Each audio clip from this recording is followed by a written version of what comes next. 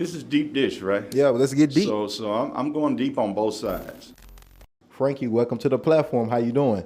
I'm fine. I'm happy to be here today. Thank you for having me. No, I'm excited. I'm usually always excited about these conversations, but I'm really, really, really excited about this one. We have a legend in front of us. I would like to ask you on what grounds you make a statement like that. On what grounds? Well, let's talk about it. One, you're the co-founder of the Black Country Music Association, and you were able to push through country music and music in general in the South, right? You came here in Nashville, 81, right? When black folks, but especially black women, wasn't trying to fight that battle. Mm-hmm. And you fought that consistently and didn't stop. Mm-hmm. And you still going today. Yeah. That's why I make that statement. That's why I'm excited about this conversation. And I'm here to learn, right? Because it's inspiration for me. Even though I'm not an artist, music artist, I am a black man. Yes. And when I see folks like yourself that have fought in order for me to be able to fight, but also inspiration in order for me to be able to keep fighting and know if Frankie didn't give up, I shouldn't be complaining. I shouldn't give up either. I should still keep going. And that's what anybody that's watching and listening to this, that might just be a person of color, right? That's right. So that's why I say we have a legend in front of us that's about to give us a master class and give us all type of gems on your journey, your process, how you navigated that, how you didn't lose all your hair going through it, how you remained yourself, you kept your integrity and opened the doors and still trying to open doors and put other people on and give them chances that possibly you did not have. Mm-hmm. And so that's why you're a legend. That's why who you are, and I'm grateful for your time today. Well, I appreciate that. Did that do it? that kind of made me see something, yeah. Okay. And so let's start with your journey. Let's go ahead and pick it up from right there. I know you came to Nashville in 1981, mm-hmm. but prior to that, what was life like for Frankie Staton? Well, I always felt that I was different and very weird, but I didn't understand it was just my gifting that God gave me. I didn't understand that. And, as a child, I heard music all night in my sleep. And so I thought everybody did. I just thought, I don't know who's playing the music, but I hear music. And, I went to my aunt's house. She had a piano. As a baby, I was always banging on it. And one day I just played a song, and she said, "How did you do that?" And I said, "I don't know." And so I was an ear player. And even though I was in the band and different things, I never learned to read music. It was just all by ear. Wow. And I went all the way through school like that. And when I went to college, North Carolina A&T State University, there were no programs like Belmont for professional music business degrees to be songwriters and producers and stuff. And so they wanted you to be a teacher. I had zero desire to be a teacher. All I was doing was trying to get those songs in my head to the public. And so I quit after 2 years. And I was already playing in a band, and I was already playing by myself. And I think the one thing that sustained me is that if you just give me a grand piano and a sound system, I can do a show by myself. I ain't got to have no band or nothing. And entertain a whole audience, a lobby full of people, a ballroom full of people. Yeah. Just me and the grand piano. And I developed that because I played with musicians that did drugs, were drunk, didn't have good equipment, wife didn't want them to play. And I thought, somewhere there are some people who love music for real like me and really want to do something in music that's really serious about it. And I'm getting ready to leave here and go there. And I had went as far as I could go in my hometown, playing the industry of our city, which is the international furniture shows.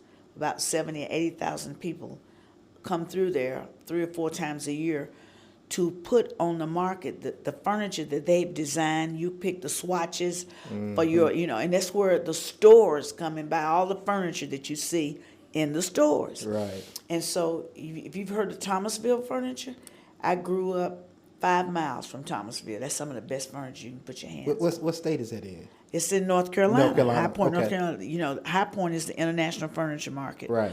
of the world. Well, I was working my 4th job because everybody works the market when it comes to town to help it just function, to help the. I mean, it's so much to be done. Right.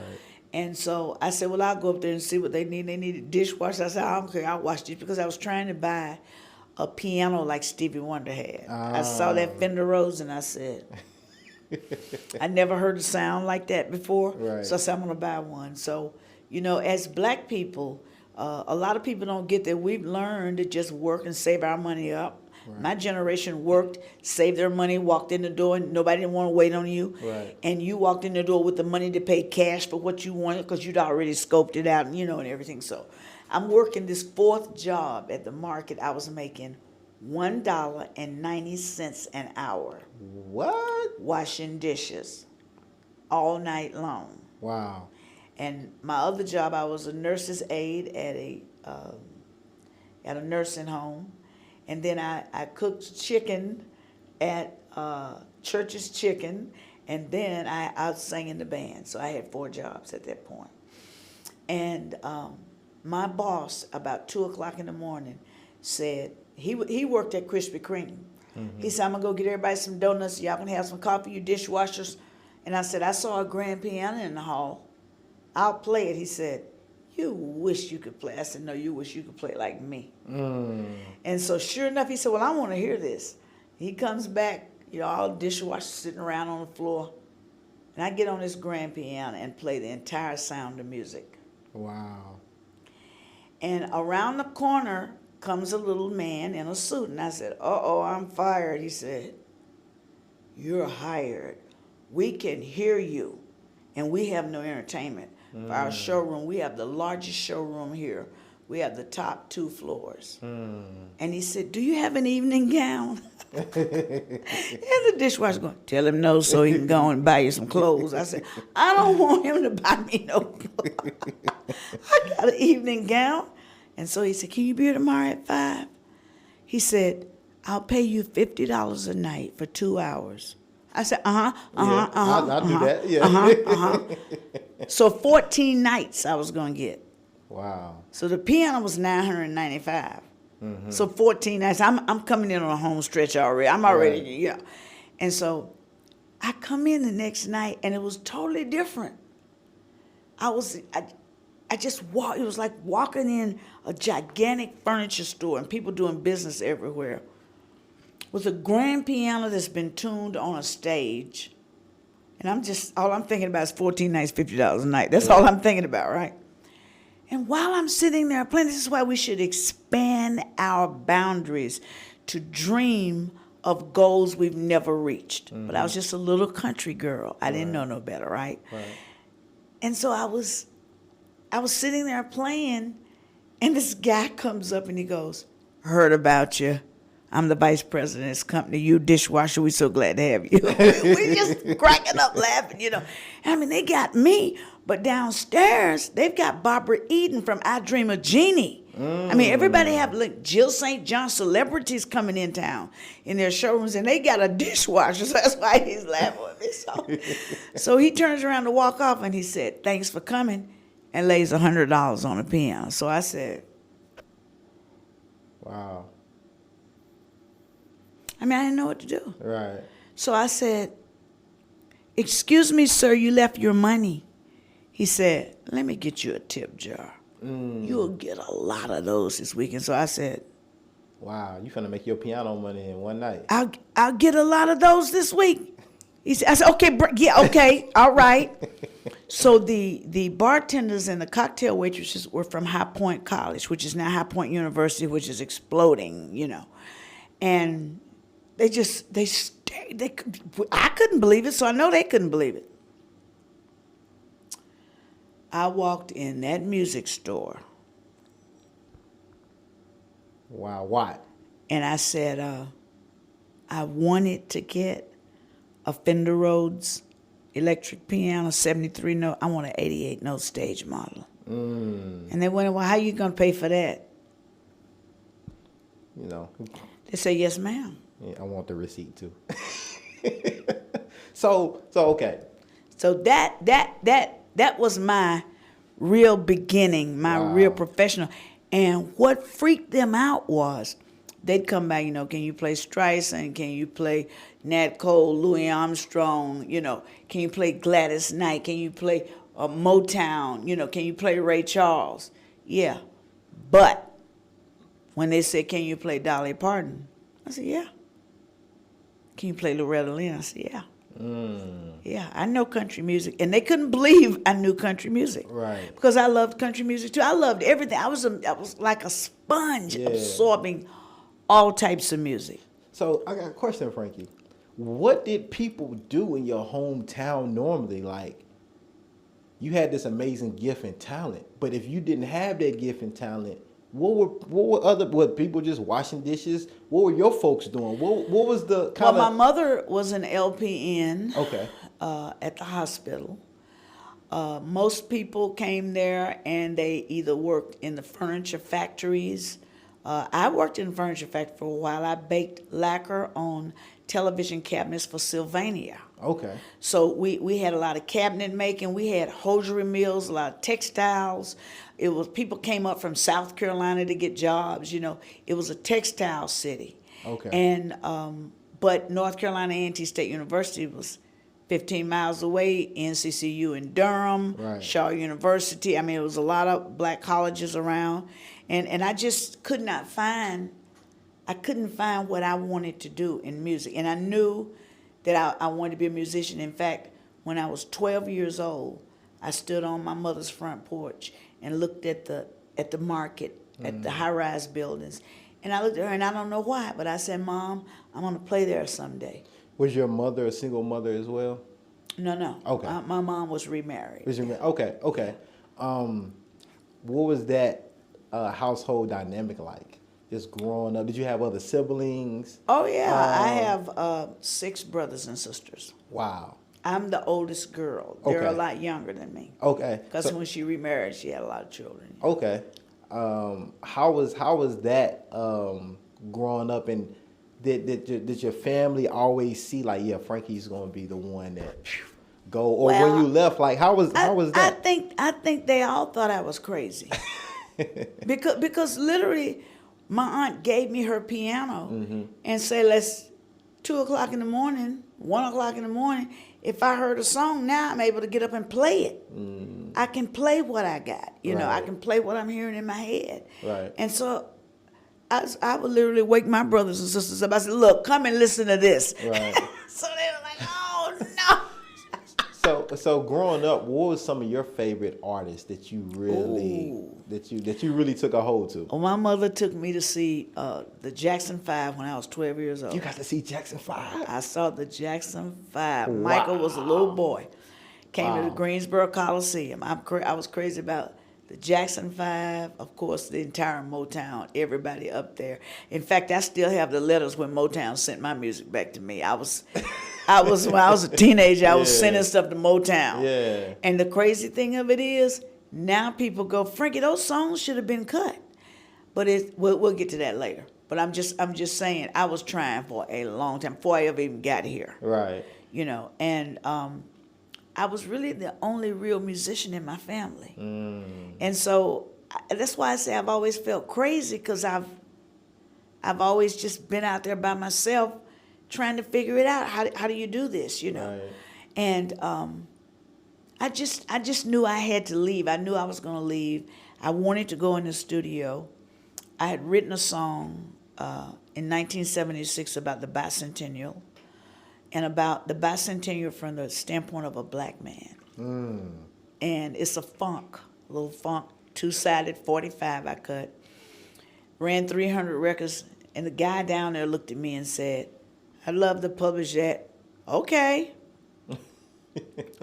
Didn't think no more of it. It's about 10 years ago. Somebody contacts me.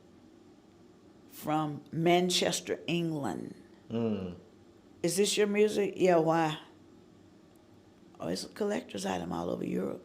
Scandinavia, Asia, South America, Russia. I said, okay, I don't even believe that. There's no way, not that record. I made a lot of mistakes on that record. So they said, no, seriously, you need to go Google yourself. I just bought my first computer. I called him. I said, what's Google? He's like, Mom. He was in college. Don't tell nobody. So I said, you go look it up for me, Trey, and tell me if they really playing my music. And he called me back and said, And I'm assuming you didn't get a dime. you need to sit down right now, Mama. There are 30 pages on Google. Wow. And it's all your music. And one of your records just went for $700 on eBay. Your record is a collector's item. Wow. It's a part of the Northern Soul. And it's just, they just wearing it out. To the extent, this is the extent that it is. There was a guy in Opryland when I was waiting tables out there. And he came in with a guitar. He was asking me about Gruen. And I was telling him, yeah, they can fix your neck and whatever. And I said, I hear that you're British. They play my music over there.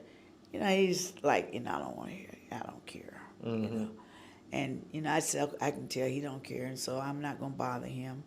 But when he left, I gave him my card. And I said, when you get back home, look me up. They really play my music.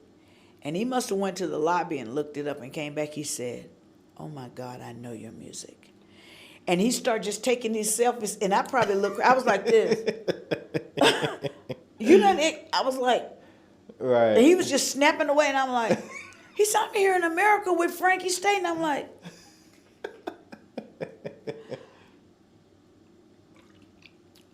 Yeah. I do believe. Did you see the movie Searching for Sugar Man? I didn't see that one. You heard of it? I heard of it, but I didn't see You it. need to see it because they did him the same way. He never got paid. But when he went to South Africa, he sold out 3 stadiums. And the first person to call him when he got back to America, he said, I heard about you, this is Bob Dylan. Come on tour with me. And then 2 years later when he was 70, hello, love, it's Mick Jagger from the Rolling Stones. Come with us for a year. He's like, So I do believe that's a Cinderella once-in-a-lifetime story. But I do believe that God will look out for you in the end. Yeah. I went to BMI, went to Harry Fox, saying they're playing my music in all these countries. Can't you can't, because I know if I get paid, they're going to want their portion of it. Right. And, well, it's foreign if it was American. So what drove you to Nashville, and why Nashville at that particular time? Well, first of all, I'm Southern. Right. I'm very aware of my Southernness. Right. And New York kind of scared me, and L.A. is like, okay, that's a whole different ball game. Right. But I knew that I was writing all kinds of music, and I knew that all kinds of music was coming out of Nashville. Okay. That people were cutting R&B here, jazz, gospel, blues, rhythm and blues. All that music was being cut here, so I wanted to pitch my songs. Okay. And specifically my country songs. And so, what was your when you first got here, was that your first time being in Nashville when you arrived in 81, or have you visited before? I came to Nashville. As I told you, I was a nurse's aide in a nursing home. And I loved my patients. I mean, I used to take my patients to the rec room, and I'd say, okay, y'all, I know you're not going to believe this. They'd be looking at me like, shut up and put me back in the bed. I got to tell you this. I said, guess who called today? Who? Give me some cake. I said, Dolly Parton. No, she didn't. I said, Dolly Parton called. She's going to come and sing a song for y'all. Yeah, right. Out of all the people in the world, Dolly Parton going to come and sing. So I said, no, she's really coming to see you. Right. And so they said, okay, so we waiting. So then I go put on a blonde wig. And with this evening gown on. And then I say, gave him a whole show. ladies and gentlemen, are you ready? Direct from Nashville, Tennessee, from the Grand Ole Opry, Miss Dolly Parton. And I walk out and they go, it's you. It's not Dolly. So I put this concert on, they be going like, shut up and let me go back to there. But then some of them will go, okay, well, I like it. Right. Well, there was a lady there, and she said to me, I said, I think I'm going to go to Nashville and just check it out, see what it's like, and stay out there a week. You know what she said to me? She said, I play the Stradivarius violin. I said, really? She said, I played in Vienna. When I was a young woman, I traveled all over Europe. She never mentioned it. She said, look on top of my closet, and there it sits. She said, I got married and had children, and that was the end of my music. She said, nobody comes to see me. She said, I'm just sitting here. She said, go for your music, honey. Wow. That changed it for me. Wow. That changed it for me. And she said, and let me know what you think about it when you get back. So I came to Nashville, stayed a week. First person I met was Maggie Cavender over in the Maypop building. And she was just a tiny little woman with this cowgirl head on. She looked like a little tiny Annie Oakley, didn't weigh 100 pounds, dripping wet. And she was the force behind the group Alabama. And I walked in this office and she said, who are you? I said, well, I'm Frankie. What are you going to do? I said, well, I'm going to come to Nashville and get a break. She said, you can do it if you work hard. And I thought, wow. Yeah. Okay. And she was just very nice to me. Right. You know, and I just kind of walked up and down Music Road and I thought, this looks like where I'm from. Right. These not cold, big, huge buildings. These are houses. Right. You know. And so I just went around town and learned what I could learn. Right. And I went back home and worked 6 months and saved my money up. In the interim, it used to be a place called Leslie's over on Jefferson Street. Okay. No, over on Buchanan Street. And I walked in there, and this is really wild. And so these people said, where you from? We ain't never seen you before. I said, well, what do y'all do? Y'all just live in this restaurant every day? And they said, what you here? Wow, where you? I said, well, I'm from North Carolina. I'm coming here. I'm going to be a member of the Grand Ole Opry, and I'm going to play my music and write songs. They're like, you're right. Well, what do you play? I said, piano. And Will Henry Johnson was there. He had a funeral home across the street. They said, let's hear her play. I went in the funeral home and played the organ. I played Rocky Top on the organ. On the organ. Hey, Rocky Top on the organ in the funeral. Lord have mercy. And I was like, wow. Right. So we go back to the restaurant, and this lady looks at me, and she says, I'm Georgia. My husband's Tupi. She said, here's our number. If you need somewhere to stay when you get back, you look us up. I said, I'll stay with you till I can get my own apartment. I lived with him 6 years. I said, don't y'all want me to get out? Get up. And he was a retired sergeant from Fort Campbell. Okay. And he'd say, I don't hear your feet on the floor, breakfast on the table. Come on down here. Wow. I know how many musicians would love to have Wow. a setup like that. How old were you at that time? I was 26 years old. 26 years old. Wow. And, you know, he would always encourage me, Mr. Poole. He said, you can do it. They were like my parents. Right. You know, and just really great people, man. Just great people. She was from Shelbyville. Okay. And just wonderful, wonderful people. So what was the vibes like for you, like in Nashville during that time? Playing your music, and how many other jobs were you working and all of these things? Well, I didn't work all those jobs because music itself is a job. Right. And when I first moved here, I moved here in May of 1981, so Okay. I couldn't find a job. College was, everybody was, all the job, any kind of job. Nobody had jobs. Right. And so I would go to jam sessions. Okay. And sit in at jam sessions. And I remember I was down on the corner of 4th and Broad where the Merchants is. I had been to Roberts. Roberts was right beside the Merchants then. Okay. And I'd been to a jam session there, and I was standing on the corner of 4th and Broad and go, well, where am I going to go next? I'm just kind of dingy, like standing there. And this guy pulls up and said, how much? So I said, what? How much? And he went around. I was still standing there when he came back. He said, hey, how much? And so I asked this lady, I said, why is he asking me that? She said, he thinks you're a hooker. I said, I'm not a hooker. Oh, hey, so look, being a black woman in Nashville, trying to break your way into country music, what was the scene like then? Did you see any other black women? Yes.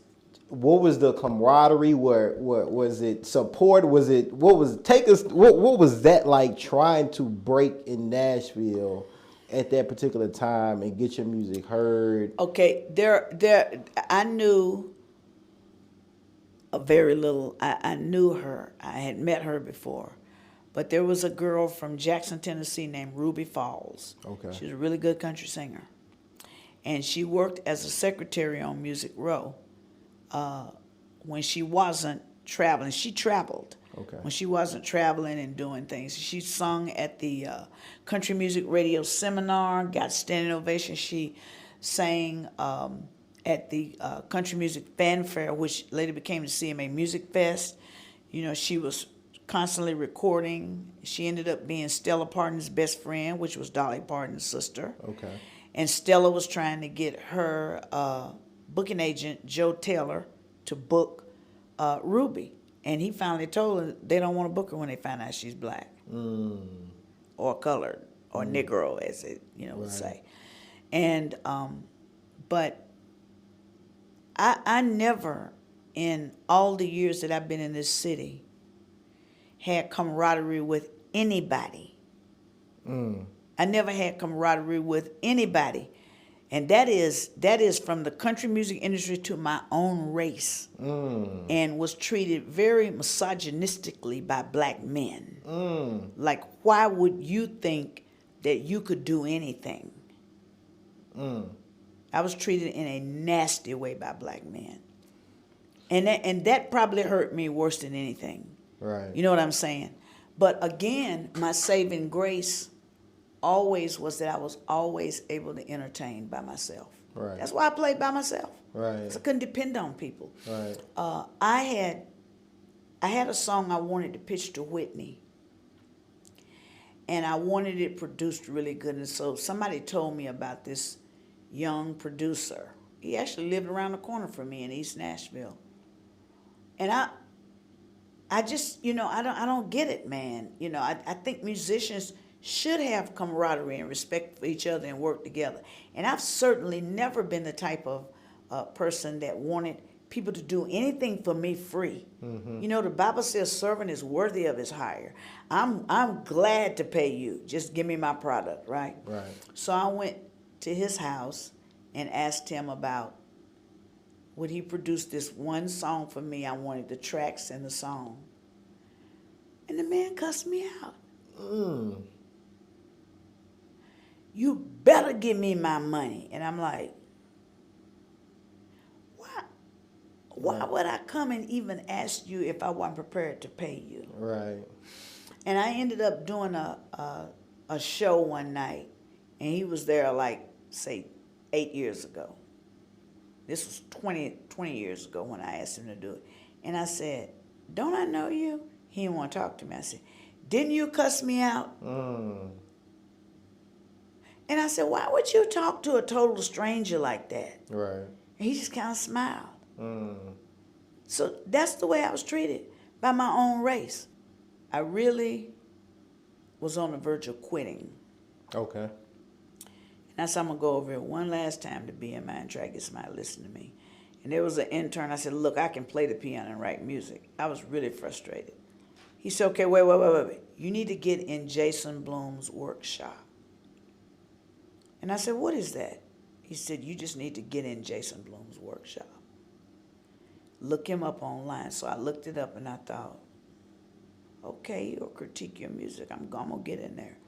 And I never could get registered online. So he said I saved 10 slots for people that can't get registered. Okay. On the day of the workshop at 7 o'clock in the morning, I was sitting in front of BMI. And I had already put a piece of paper on the door that said, number 1 of the 10 slots that's available is sitting right across the street looking at you. Right. I'm Frankie. Frankie Staton. I'm number 1. Right. And the rest of y'all can sign it. Right.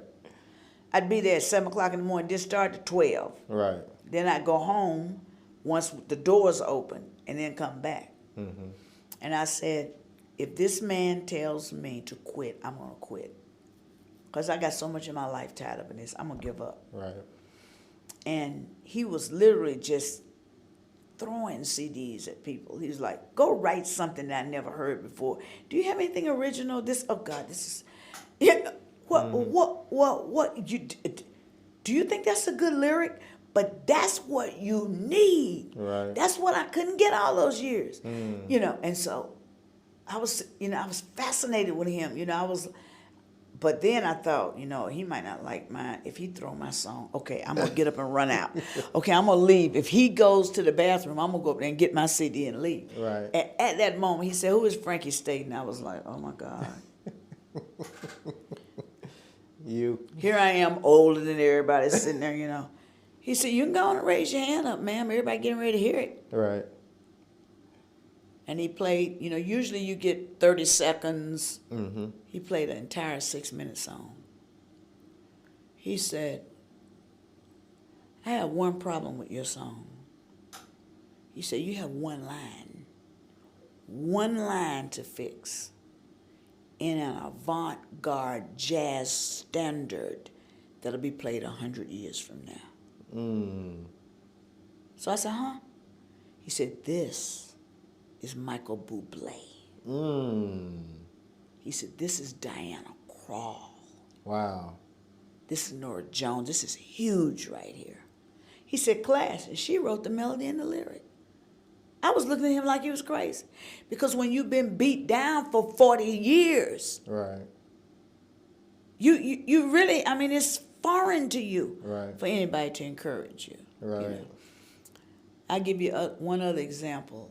I used to sing. I met Ralph Emery. Okay. And I said to him, I said, I've been seeing your show, You Need Me in the morning. He said, to do what? I said, to light your screen up. He said, well, come on down there in the morning. And it was midnight then. I had to get up at 3:30. So I went down there and I was on his show 10 years. Wow. One day, Kenny Sears said, you always talk about your music. See that guy right there sitting in the audience? He's a big-time songwriter. You ought to tell him to listen to your songs. I said, I'm going to do it. Right. And I went up to him and I said, I'm a songwriter and I really want somebody to listen. He said, I'll listen to your songs. He said, they ain't no good, I tell you.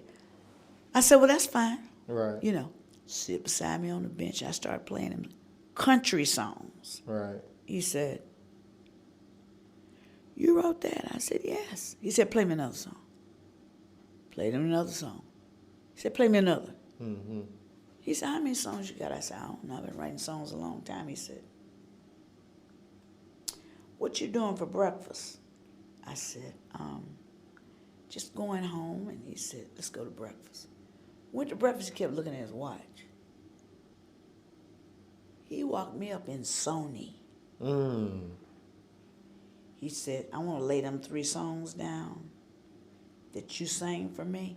He said, I'm going to go in here and fight for you. And I knew that's where some of the biggest, I'm talking Harlan Howard wrote for Sony, Bobby Braddock, I'm talking about major, super huge, like walls of awards and BMI certificates and stuff, So I was just sitting there and looking at a blackboard, and I said, this is how it's done. Now I'm here in Nashville, looking at a blackboard that says, we are looking for songs for Whitney Houston, Dionne Warwick, Lionel Richie. I'm sitting there with songs for all of them. Wow. I said, that's how it happens.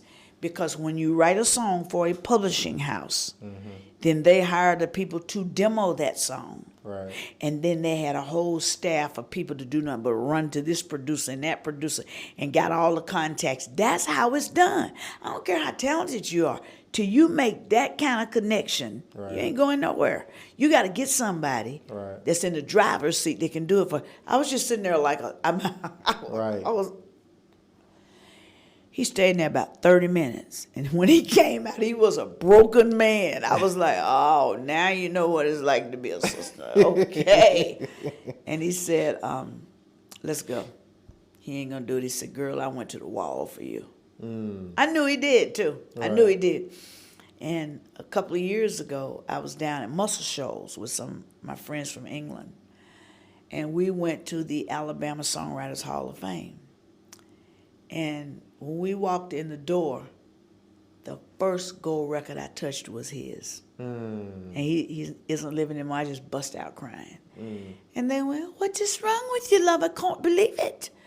I said, I couldn't even tell them. I was crying so hard. And I just sit down for a while and I said, that's the man that fought for me. And he had George Strait cuts, Tanya Tucker cuts. I mean, you know, it's a really well-known songwriter. Right. And I learned that it's two things you never forget. It's the people that treat you like a dog and the people that treat you exceptionally kind. Right. So his name was Mac Vickery. I won't never forget him for that. Why do you believe that you just kept getting these no's, even from people that were just fighting on your behalf? And you know, like, your music is being played all in different countries. People recognize your talent. They knew. They couldn't ignore it, but they didn't want that light to really shine on you like you deserved it to be. I don't know what it is. You know, somebody took me to Major Bob Publishing. That's Garth Brooks' manager. Okay. And they said, you need to be writing for them, Frankie. We're just going to take you in a writer's room and let you just play that piano and sing some of your songs. And I was in there playing, and I have my own little style, don't you think? I have my own sound, my own whatever. I was in there playing, and the people came out the writers' rooms. They said, "Are you gonna be writing here?" And I said, "I hope so." Right. But I didn't get signed. In that instance, I didn't get signed because I was up against a girl that they would get a quarter publishing of a song that they already knew was gonna be cut by somebody. Okay. You know, but it bothered me that they thought enough of me to come in there and they could hear me. Right. And ask me, was I gonna be gonna be Right. right here? You know? And then in other instances, I asked people, you know, Dennis Morgan, man, Song of the Year. He wrote I Was Country When Country Wasn't Cool. Could you listen to my music? He said, I started listening to one person. I got 40 people hanging around my office. So I went after David Briggs, co-wrote Didn't We Almost Have It All for Whitney Houston. Okay. See, those songs were coming out of Nashville. Yeah. And he said, no, my publishing company's just for me. So, you know, I was really, I was trying. Were you seeing at the time other black women, other black folks trying just as hard and not getting the breaks, or was it kind of purely based on like you seen maybe black men getting the breaks and not black women? How much do you think that played a factor into it? I saw black men get breaks. Okay. As writers. Okay. But they won't have nothing to do with you. You know, they were staff writers for major publishing houses. It wasn't a lot of them, just a couple of them. Right. But they, you know, it's like hey and bye. Right. You know, don't ask me about nothing because I'm not going to do nothing to help you. And I think because back then it was like you wrote with writers who were already signed to publishing houses. Right. Because I had no value to them because I wasn't writing for a publisher. Right. You see what I'm saying? But if I'd been a Warner Brothers writer or Warner Chappell or whatever, oh yeah, I'll write with Frank. In fact, I went to a #1 party of a friend of mine. She wrote a song called "How Can I Help You Say Goodbye" for Patti Lovelace, and I was invited to go to her #1 party with another girl that was friends with her. She said, "Let's go over here." She said, "Karen got a #1 party. Let's go." So I'd never been to a #1 party before. And I walked in, and one of those black guys said to me, "How did you get in here?" I said, "Through the door." Yeah. So even getting all that hate, backlash, from your own kind, what inspired you to start the Black Country Music Association? Like, because you could have been like, why I need to start something for black folks if black folks is not trying to help me or help each other, and let me just focus on myself. What inspired you to still want to create a space for people that look like you in country music? I knew that I was not the only person being treated that way. And I also knew that I didn't want to treat people the way people had treated me. And I thought there was power in numbers. Right. So my aunt sent me a copy of a story from the New York News and Record, which I meant to bring you, but I didn't. And it said, "Has country music become a soundtrack for white flight?" And it was about, why don't you have diversity in country music? And the label heads on Music Row were saying, we can't find black country singers. You know, the ones we find, they're rhythm and blues singers, and you know they couldn't make it in L.A., so they came to Nashville and tried to be country. I challenged the story and invited them to Nashville to see the black country singers. And did it during Black History Month, when you can do anything. Right. And Amy Curlin said, "Yeah, you can have the Bluebird Cafe." So I wanted it in a venue that the industry would support. Right. And I knew that someday, like I told Rolling Stone, I knew nobody would believe me. And so I filmed all of it. So they can't dispute it now. Right. You know. And we had pure country singers. I mean, unbelievable, undeniable country singers. Right. And there were a lot of people that did not like me because they couldn't get on the show. Right. But I wanted to remain true to the integrity of country music. Right. So this ain't a hip hop show. This ain't a rap show. This ain't a jazz. This is country. Right. So you had to be country to be on it. Right. And there's a lot of people. And one guy got so mad at me because he couldn't get on the show. He filmed it and put it online. That's why would you do that? Then he trashed me. Oh, she thought them people in Nashville was gonna help her. They didn't do nothing for her. I'm like, wow. So yeah, I But you know the saying though, if you ain't got no haters, you ain't popping. That's true. And so that's all that is. He really a fan. He was just, he got emotional. He really a fan. He just got a little emotional, a little hurt. I saw such promise in what we did. I really will never, ever, ever forget. We had the first show, and it was a media circus. It was all the TV stations, Nashville Network, TV station from Chattanooga. I mean, all the newspapers and everything. But I knew, nobody else knew, that guy over there with that ponytail was from the New York Times. So I knew our story was going to go all the way around the world. Right. And he called me 3 days before the show. He said, "Where are you practicing?" I said, "You don't believe it." He really doesn't believe that they're a country. Right. And, he walked in. I said, "That's the guy from New York." I just knew it, And they went up to him. "Hey, darling, it's so nice to be here today." He's like, I had a brother from North Carolina, lived across the street from Kyle Petty, grew up with race cars and rodeos. Right. I love Merle Haggard and Hank Jr. And people would call my house. He'd go, hello? And they go, oh, who that redneck at your house? I said, that's a brother. They're like, that ain't no brother. I'm like, that is. Hey. I mean, I've been around these people my whole life. Right. I come from near tobacco fields. Right. You know, I heard them talk like that my whole life. Mm-hmm.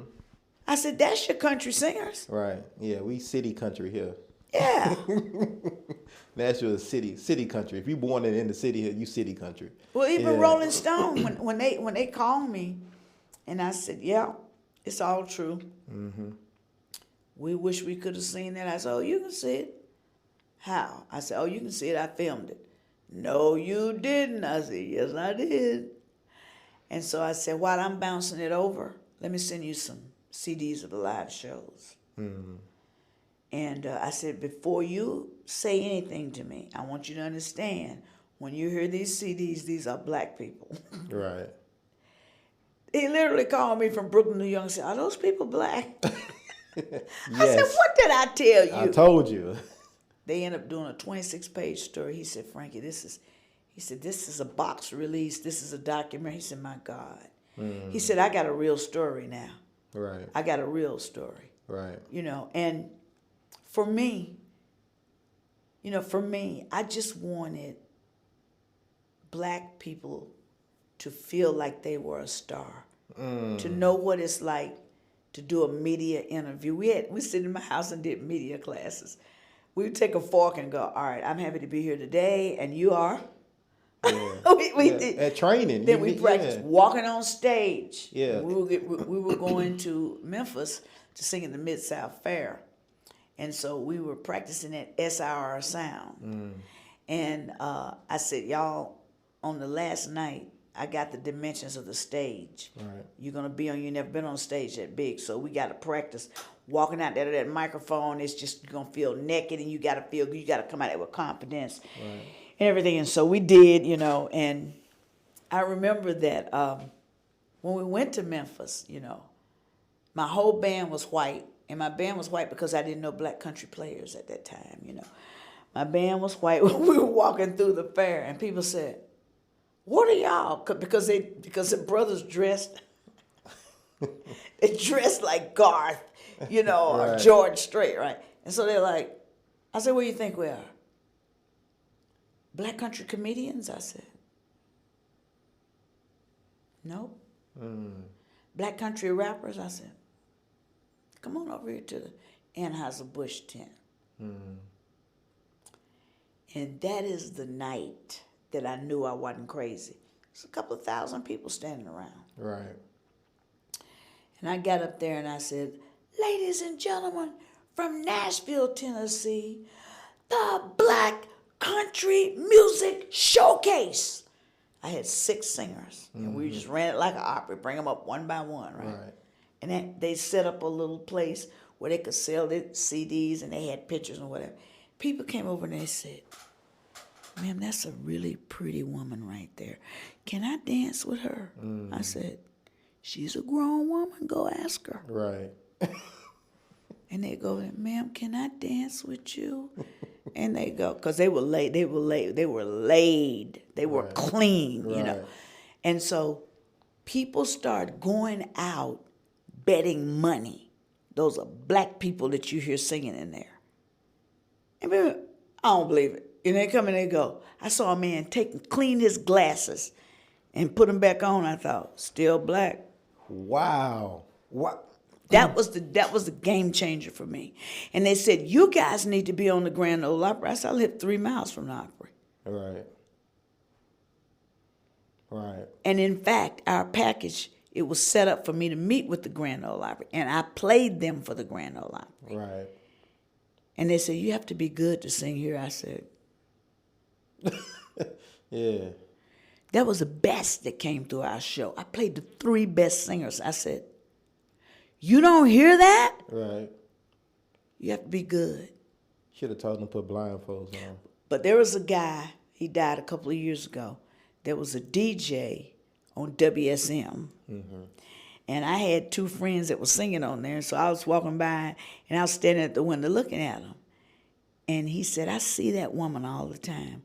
who is she? And they were my friends from La Crosse, Wisconsin. They said, oh, you won't believe what she did. And so he said, what? And they told him, he said, come in here and get on the radio and tell everybody what you did. And I said, yeah. He said, you welcome on my show. Right. So I went in there and told the world. He said, we're going to set up a date. He said, you're going to come in here. He didn't come on till like 10 o'clock at night, right? Right. I walked in his radio show with 8 black country singers. He said, my God, this is history. And I taped it. I wanted to make sure I had a CD of it. Do you think now people, even when because you can see something and not see it, do you think people now actually see black country artists compared to 20 years ago, 30 years ago? Yeah. Breland sold out the Ryman. Shy Carter, you know, they had Shy Carter on that big, gigantic screen in New York. Yeah, they see it. Yeah, they see it. Chapel Hart, you keeping up with them? The finals of America's Got Talent. Yeah, I just somebody just put me on them a couple days ago. Wonderful people, wonderful, humble, from Mississippi. Yeah, that's the three Three women. girls. Yep. That's right. It's 2 sisters and a cousin. And I was emceeing a friend of mine's documentary release over at the local near Centennial Park. Chapel Hart was there, and I just started screaming. And this was like 7-8 months ago. Right. When I saw him, I started screaming. Right. Because I already thought they had a deal because they had so many videos out and everything. And they looked at me, and I went and got my friend Valerie. I said, come see this. And she just started screaming too. We already thought they were signed. Right. But Chapel Hart is getting ready to be a game changer. Yeah. They in the stratosphere now. Yeah. They gone. They gone. They are gone. And they in a great position because they independent. They really ain't got to sign with nobody. How does that make you feel as a black woman, knowing the hills and the hurdles that you had to jump over to see now? Well, the thing that I like about Chapel Hart, they're a little different. Chapel Hart, they're songwriters. They wrote their music. And they're singers and they're great entertainers. Moreover, they done travel from one part of this country to the other. In the middle of COVID, those girls went up to South Dakota to the Sturgis motorcycle rally. In the middle, and I was praying, I said, Lord, don't let them girls get COVID. Right. They've been doing fairs, festivals. They've been cutting up. And they've been, if you can get an agency behind you to book, you see people already know who they are. Right. You know, and so, but when they said we're not signed, I'm like, right. How can you not see that? You know, they gone now. They were at the Opry Plaza week before last, and they had to bring them back the next night. They are gone. I got a question. I got a question for you. Knowing when you became aware that, hey, like you're a huge sensation abroad, and we know many artists like Jimi Hendrix, you know, different genres, but you know, went to England, like Muddy Waters went over there, Right. Nina Simone was in Paris. Yeah. So we there's a history of black artists. When, you know, we don't feel our music is being respected here in the country. That's right. That we helped build. We built. That's right. And That's right. And we have this great talent, but not getting respected. And realize that we get more respected elsewhere abroad. Did you ever consider leaving? I never considered leaving, but I have always wanted to perform at Glastonbury for the festivals over there. And I've been to England and spent like almost a month with my friends over there and did do a concert in their hometown, and it was completely, you couldn't even get nobody else in the place. Like, so when you see that, you didn't say, maybe this is my lane. Maybe this is where. Well, maybe. But, you know, I still had things to do here with my son. With, you know, he was in school and everything. I was trying to see that through and all of that. And, yeah, it's all, like I said, it's all about representation. Right. And it's not too late. Glastonbury is twice as big as Bonnaroo. That's where Elton John got a break. Oh, wow. Glastonbury has 200,000 people and a fair on the back of it, and it goes on for like a month or so. It's just all kind of stuff, and they have opportunities for unknown acts, Right. You know. And so I always told my son, 15 minutes on a grand piano, I'm gone. He said, "Mom, you can do it." So when I went to England, and they were there at the airport to pick me up. We were on the way to where they live. They live 170 miles southwest of London. Okay.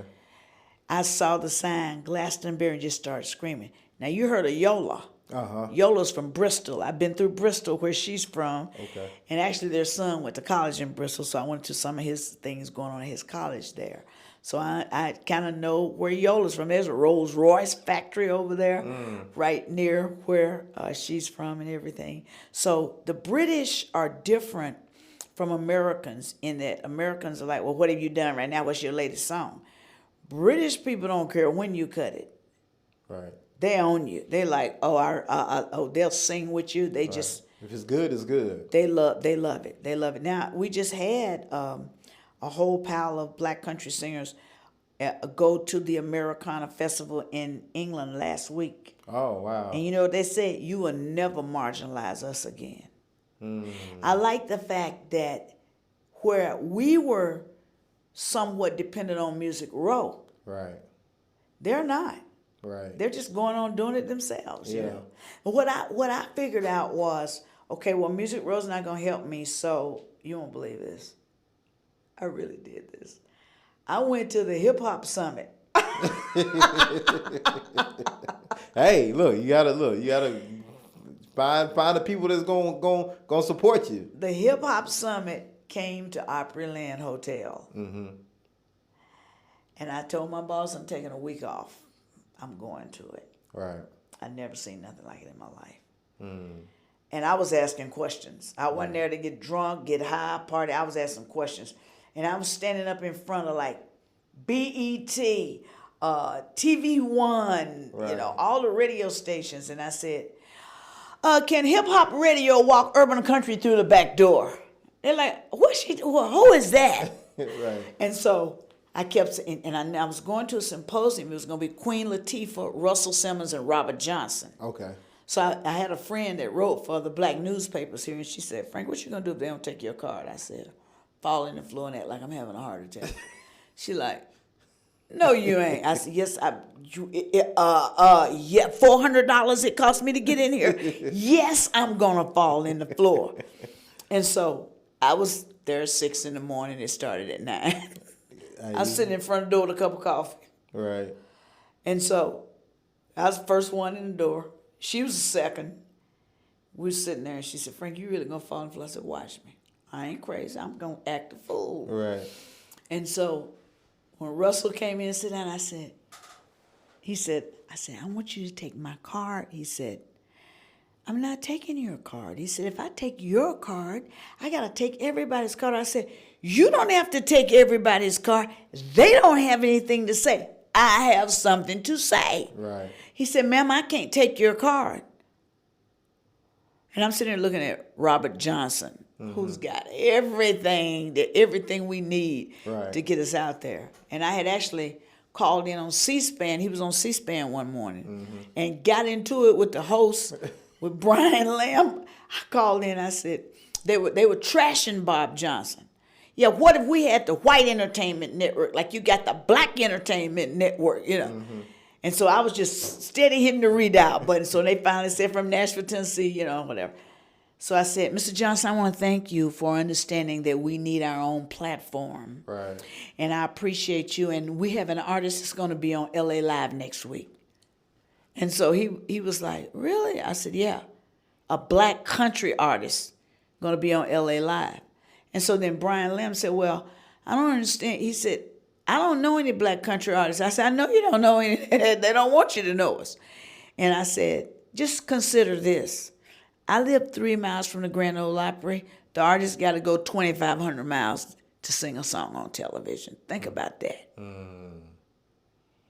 And so he went back to L.A. and said, man, I was on C-SPAN and this woman went off. Right. Went off. And Andre Barnwell said, that's Frankie Staton in Nashville raising it. That's Frankie. We know who it is, you know. Well, during your time, I know you've seen probably some amazing performers outside of the Jackson 5. What were some of your like most memorable performances that you witnessed in person? Just during your time, you say, "Oh wow, like this is different." You know, being a performer yourself. Well, of course, Whitney. Okay, you seen Whitney Twice. Whitney Houston was. She was bad. She was that bad. I was just, I mean, exactly like the record live. Wow. I was saying, oh my God. Oh, I've never seen anything like Whitney Houston. And I always knew something was going to happen to her. I was so worried about her. I always knew it. I thought Whitney hung the moon. She's probably my favorite all-time female vocalist in any genre, you know.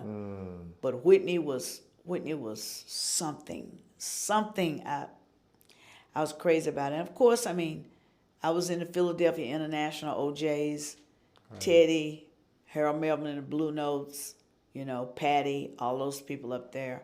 I was into Atlantic Records, you know. I liked Aretha Franklin, but I loved Whitney Houston. You know, I was as well into the writings of, because it was always about the song and the content. Right. So I was a real fan of people who wrote like Henry Mancini, Burt Bacharach, Sir John Barry from England, James Horner, who did Titanic. Right. You know, I studied their lives and their the way that they created their songs, their process, right. What they went through in their lives. I was, you know, big time into film score music and how it done. I know who scores Tyler Perry's films, and I said, "You gonna play my music for me?" He said, "No." I'm like, "Okay, well, you know, whatever." What do you think you could have done anything differently through your journey? Well, I mean, I did go to New York. I sang at the Apollo. Okay. I was actually playing in Union Station one night, and I played one of my own songs. And a guy came up to me and said, "You just played a song called Waiting in the Wings." I said, "That's my song." He said, "That's a beautiful," he said, "I'm looking for music for Bette Midler." I'm like, "Yeah, okay." And he just gave me his card and said, "Send it to me." He was with Arista, New York. And I was engaged. And my fiance, which was the third fiance to trash my music, and he said, "You know, when we get married, you won't be playing the piano anymore." And I thought, well, that sounds like prison. Right. And he said, "And really nobody wants to hear those stupid little songs you sing anyway." And he said, "You could never go somewhere like New York and make it." And crazy me said, "I'm getting ready to find out." Right. Because he's right. If I can't go to New York and make it, what am I doing in the music business? Right. So I had met a guy in Atlanta at the Jack the Rapper. I went to all these music conventions, you know. Right. I was standing right beside Prince, and I was like, God, he's starving to death. He's so little. I mean, you need some dumplings, boo, you know. And so I gave the guy my CD. He said, "I'm from Harlem." I said, "Well, I'm going to give you my CD and call me and let me know what you think." I called him. I heard my music. He said, "Oh, my God, these songs are beautiful." I'm like, "Are you asking you help me get an appearance at the Apollo?" He said, "It's done." And I got with some friends of mine that are copyists. I just sit there and played the music, and they scored it. Because I didn't want to look crazy at the Apollo. I wanted to look like I knew what I was doing. Right. And I had it scored for the band and went to Kinko's and ran the copies and taped it all together and everything. So in rehearsal in New York, everybody was like, "Okay, you know this song, you go." I said, "I ain't got to go through it." So when it got to me, I just gave everybody their sheet music, and I said, "This is one of my songs." And they said, "You're a composer?" "She's a composer." Like it was something big. I said, Well, we call it a songwriter in Nashville. Right. And so I made top 5. Wow. And they said the only person here tonight that wrote her own music. Wow. And while I was there, I said, I'm getting ready to call on these guys Right. that I met. And was another guy with them from Chrysalis. And I called him. I called him. I said, you remember me? He said, yeah, we remember you. Yeah, we got your song, Waiting in the Wings. And so I said, well, I had a couple of things I wanted to play for you. They said, come on down here. They ain't never said that to me in Nashville. Come on down. I said, you're kidding me. Went right down there to Arista. Sit down and listen to songs. They said, well, we can't use these, but our door is open. We think you got some talent. Right. I had some other friends that wrote, that worked for BMI, New York. And I went to see them. And they said, you going to move to New York? I said, no, I'm not moving. No. Right. It was musicians every 5 feet in Grand Central Station and playing in the subway. I said, this is beyond me. I can't handle this, Right. But the thing that stuck with me was that the guys at the Apollo said, this is jazz. We know the people. We know the publishers that'll help you. You need to move to New York. And I briefly considered it. I would be willing to go to New York and eat out the garbage can like Madonna. Right. But I come home and find out I was going to have him. Right. So I said, okay, I'm not put my baby through that. Right. Yeah. So I came home and had my baby and broke up with his daddy and told him I didn't even like him and I was going to raise my baby myself, Right. And so, Right. So that's what I did, So now, 2022, what is Frankie up to? Well, how is music hitting you today? Well, first of all, my son is my manager, and he has convinced me, Mom, you got some really good songs, and you should not be stopped anymore. Right. I was a little shocked when we went to the Charlie Pride Giants show presented by CMT at the African American Music Museum, and that's where I met Holly. Mm-hmm. And so I said, oh, hi, my name is Frankie Staton, and this is Valerie Ellis. And she said, oh, my God, and I'm like. Holly G from Black Opry, just so people know. I said, you know me? She said, I know both of you. And she said, and then Marcus came up to me that writes for the Tennessean. Mm-hmm. And he said, I'm pleased to meet you. He said, we all owe you a debt because you were out there. I mean, you raised it by yourself, and then I was playing a writer's night one night, and BMI came in and said, you have fought for diversity for a long time, and we want to give you this award. I was shocked. Shannon Sanders. Yeah. And then Holly G called me and gave me the Icon Award, which I was just in tears. Right. And then I was on different panels this year that it shocked me. Well, I really think that, some things are still the same, but times have changed socially. Yes. And I think especially people, in my generation, and a little older, I would say too, it's hard to ignore the path that people have laid down and the groundbreaking stuff, and people who didn't get everything that they deserve to get. Yeah. And I just think folks like yourself, especially with the internet and all these things in catalog, you can put your catalog on Spotify and all these other platforms and stuff. My son. And now we can go back and appreciate it, and it's more money than ever now to be made, and opportunity and the independency where you don't need a label now. That's right. You don't need Music Row. You can be be your own booking agency. That's right. And if people want you, cool, let's do it. This is my fee. I can make it happen. This is what I need. And so I think I'm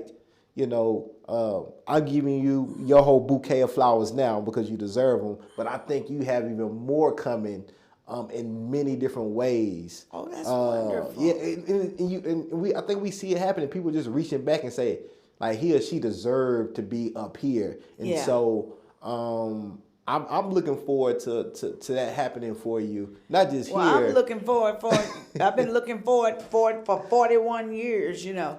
But I'm a hard worker. I'm a really hard worker. It's just that, I mean, I had just been rejected for so long, I didn't know what to do. But Reese called me one day and said, I heard your song somewhere in Anaheim. A song about California I was telling you about. She said, Frankie, that's gorgeous.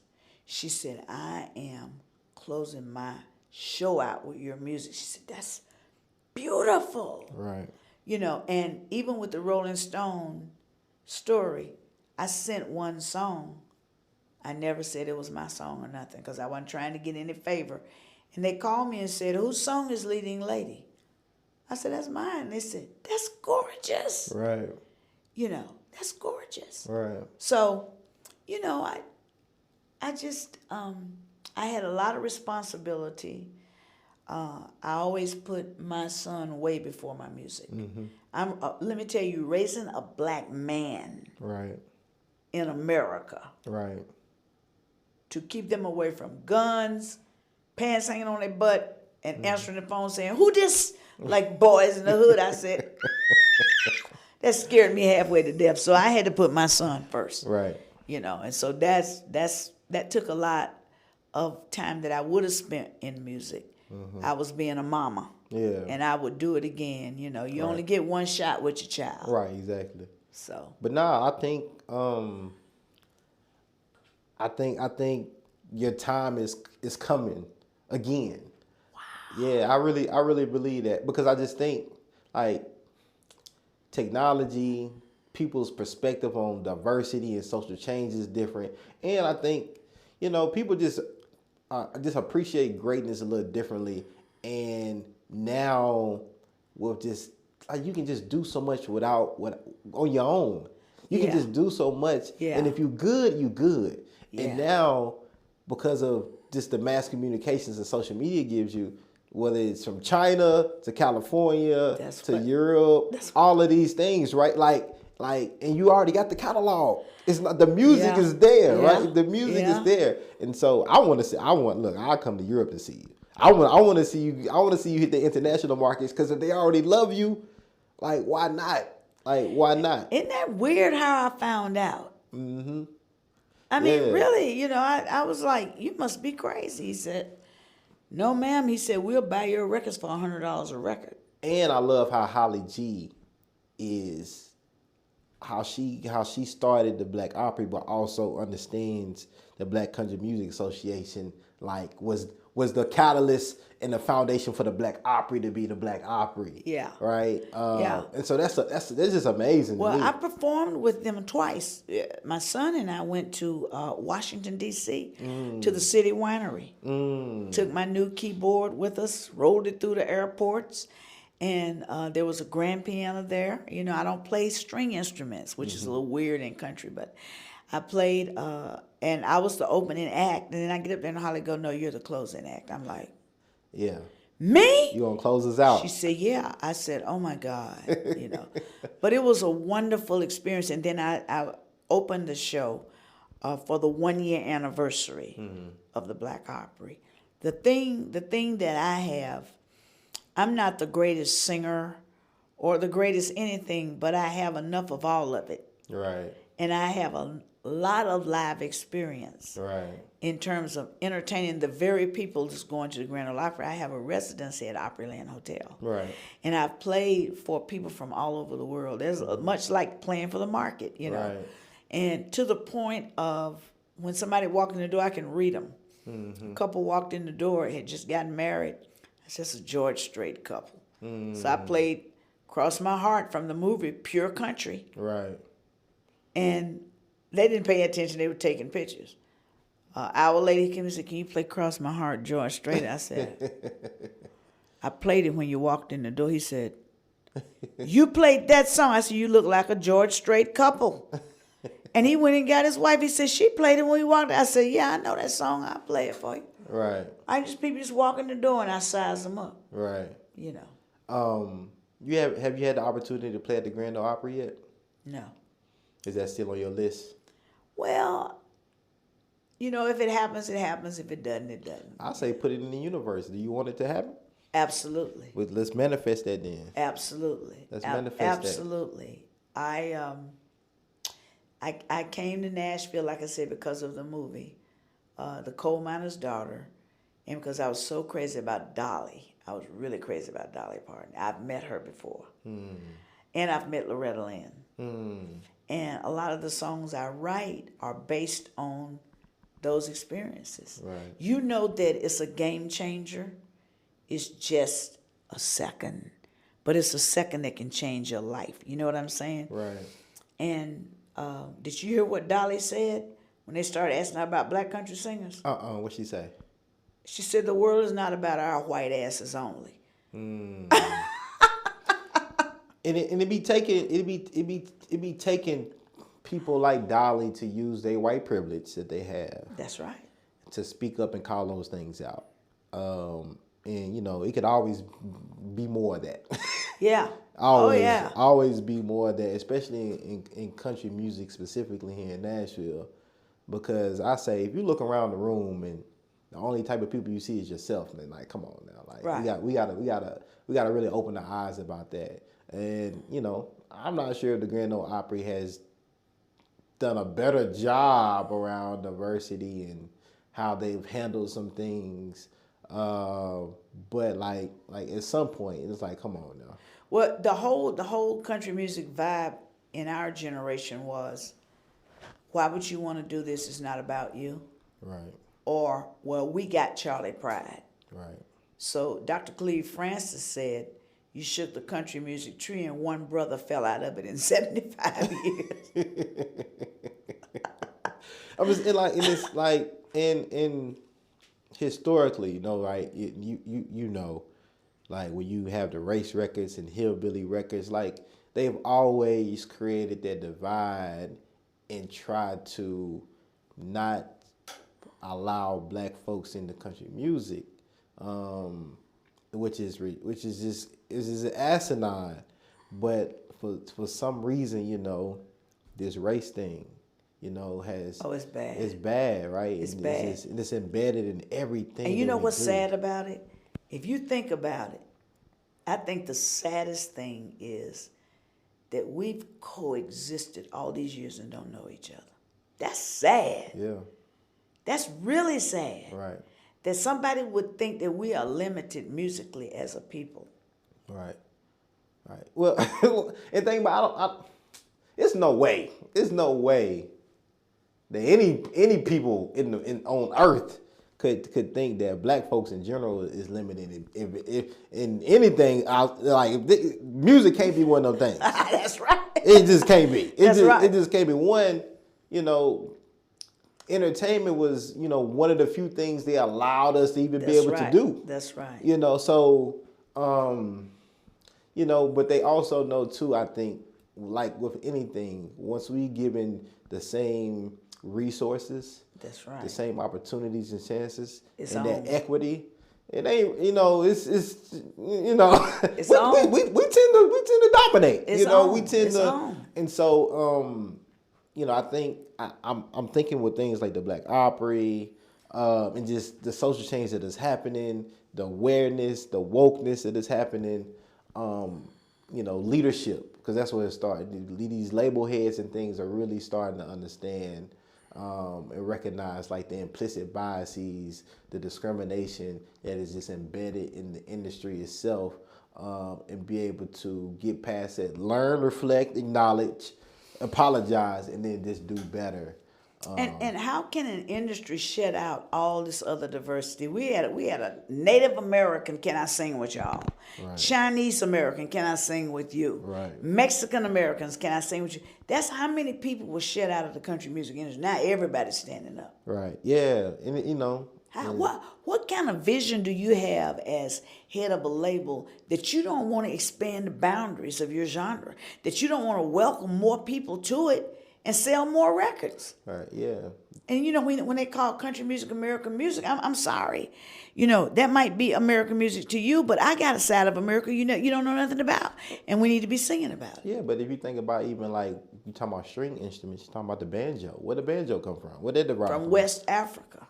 Well, who it come with? Slaves. That's what I'm Like talking so when you think about that context of things, like you can't ignore that. Like That's right. you can't neglect those are facts. Like Yeah. you can't ignore that. And so, but you know, there's that systemic racism stuff that's deep embedded in this country. And the saddest part is we don't know our own history. Right. That's the heartbreaking part. And that's- then we see a black country singer. Well, why are you doing that? I wouldn't sing that It's a music. lot- Don't understand that we were there in the very creation of it all. And that's that indoctrination of white supremacy that even black people can carry. And you know, the black experience is not monolithic, right? It's not a monolith. That's right. But we grow up, you know, a lot of us inner city, you know, only seeing one lens of what blackness is. That's right. Right. That's and right. so that's how we can grow up and say, oh, you know, country music ain't for black people. That's Right. right. Because we don't know our history. We don't That's right. like That's right. deeper than just representation. We just don't know. That's But if right. we know that, like, damn, okay, yeah, like, okay, Yeah. we helped create this. It's definitely for us, It's right? So it unbelievable. needs more of that. And I think we're starting to see that now with just the independency of social media, the independency of artists, and then just the knowledge to be able to, because of the internet. Yeah. Right? You know, we ain't got to go back and try to look through encyclopedias. We can just Google something and it's That's right right. there, and we can see that a Frankie Staton, oh, she started this, she did this, she paved the way. Let me hit her up. Let me learn something. Let me get some gems. And telling you. and moving forward. So I really I just really appreciate your bravery, your courage, because you could have quit. You know, you should have said this don't is. think I didn't think about You know, it. I'm gonna say if I say you could have quit, and I think it's important for you to continue sharing your story because there's somebody out you there. You really could quit if you have music running through your head all night like that. Yeah. And you have these songs and everything, and I mean, if you don't give it a try, you know what's gonna happen if you don't try. Nothing. And I mean, my latest song is a beautiful song. It's about when you give up on your dream, your dream dies. I gave the dream a human form. Right. And, you know, you're the only thing that's going to keep your dream alive. You're the oxygen Right. for the dream. Right. So it's going to be a part of the soundtrack for Love and Country. Okay. And we're just about finished doing it in the studio. Okay. So it's a beautiful song. I'll shoot you. Yeah, sure. I want to so hear that. you can hear it. As we close, I want to give you the last statement, the space. I want you to do two things. One, I want you to tell us where we can find your music, Okay. and then secondly, just anything else that we might didn't touch on that you just want to leave with the listeners and the viewers to kind of send us home with. Well, I just want to say that I've lived in this world long enough to know that, to have learned and experienced that regardless of how bad things are, change comes. And I do think a lot of the things that are happening here today are the result of George Floyd and the fact that you could look at the country music industry and see no diversity. My music, like I said, I have a residency at Opryland Hotel. I play the Mag Lobbies during Christmas. I play the Old Hickory Restaurant, Steakhouse through the year. And I do enjoy it. I'm going to be headlining at the Artemis Festival in Madison, along with my friend, Miss Valerie Ellis. She's a fierce vintage country singer. She can blow. So we're going to be doing original songs there. That's going to be October the 8th. Okay. And that's out on Neely's Bend. Right. They got a 40-acre farm out there, and they're going to get down. Okay. You know. So I'm doing that. And my music, I have all links to my music. I'm on Spotify. I have a YouTube channel. And I have a Bandcamp. So What's those handles? It's just Frankie Staton. Okay. Frankie Staton, yeah. Okay. And they can hear some of my originals, and we're adding to it every day. I just put a tribute up to Naomi Judd. Okay. To the Judds. We were there at the Judd Memorial Service at the Ryman. Okay. And I just was thinking about what I'd been through in my life, and I recorded a Bob Dylan song, "Blowing in the Wind." Blowing in the wind. You know. You know, we're constantly working. I'm still writing every day, and recording the songs that I'm writing, and hopefully getting them pitched to some major acts. Yeah. Well, Frankie, on the behalf of just black folks and people of color, and just people who enjoy music, Yes. right, which crosses all race, multi-ethnic, multi-generational. That's right. Just thank you, again, for the courage, the bravery, the fighting that you continue to do, in order, you know, for somebody to see there needs to be change, right? Because I'm pretty sure you affected somebody's life, right, along the way. I'm pretty sure it's many person's life, but even ones you probably didn't know. When you spoke up, you touched somebody, and so thank you for just that courage, that bravery, that strength, that black women magic and power and all of that good stuff that you still carrying with us today. And I'm looking forward to just seeing you continue to grow and get all the flowers that you deserve. Well, and I hope you do more of this. I hope more people sit down with you and learn and just share your voice. Yeah. Because it's inspirational. You know, it really is. And it's no reason why others can't continue to fight. Because, you know, times should get a little easier for each generation. That's right. You know, they should, even though it's still a fight, the fight should be a little harder. And we should encourage one another. Right. Don't tear each other down. Yeah. Encourage one another. For sure. And that's all you've been doing. You know, even when you got torn down, you still encouraged others. And so, no, you're just a kind, loving, patient person. And just thank you. And I know people gonna really enjoy this. I know I did. I hope so. Yeah, no, this was deep, and you dropped so many gems. And you know, I was born in 1990, right? Like your son.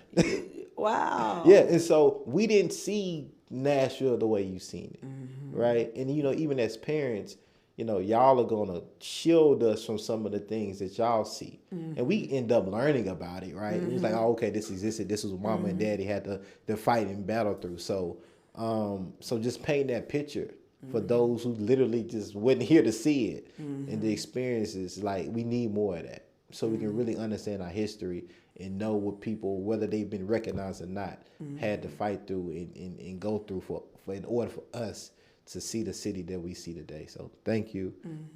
And just I'm just ready for everything that's gonna come your way. We're gonna manifest it. You're gonna travel the world and you're gonna get on that Grand Opry stage. It's gonna be sold out and packed. And you're going to get everything that you deserve. Well, thank you so much. Until next time. All right. All right.